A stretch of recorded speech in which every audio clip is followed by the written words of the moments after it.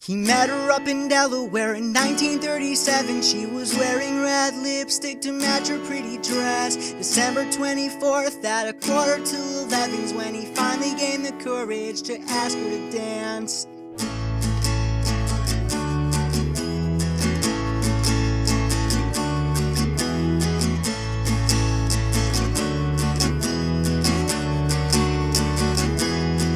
It was the night before Christmas, it was love at first sight. The carolers sang as they danced through the night. She was a small town girl, he was a traveling guy. He never caught her name before they said their goodbyes.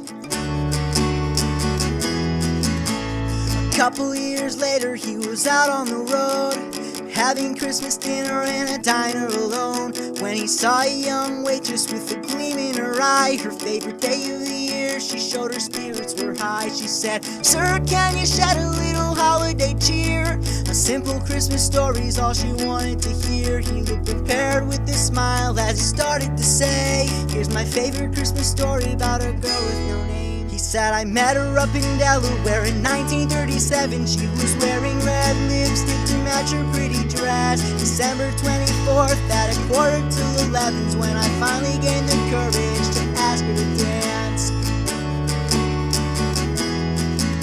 Every holiday season as he traveled, he'd tell about his Christmas dance partner that he never knew well. He'd share his favorite story with the locals he met. He was called the Christmas storytelling traveling man.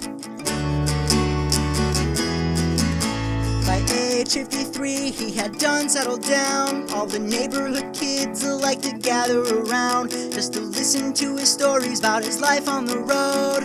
All he had now were these children, he told, and every Christmas Eve they showed up before dark. He'd tell them all the story, but they knew it by heart. They could quote it word for word, he always told it the same. It was his favorite Christmas story, called The Girl with No Name. He said, "I met her up in Delaware in 1937. She was wearing red lipstick to match her pretty dress. December 24th at 11:45 when I finally gained the courage to ask her to dance."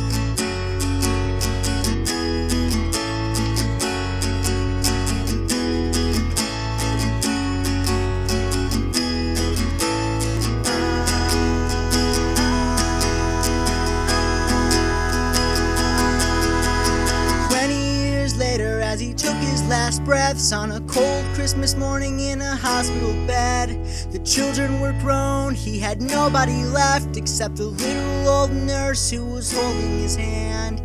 He said, "Ma'am, could you shed a little holiday cheer?"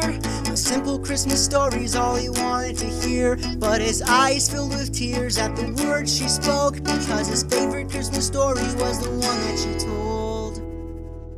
She said, "I met him up in Delaware in 1937. Though I never caught his name, he was a traveling man. December 24th at 11:45. I'm so glad he got the courage to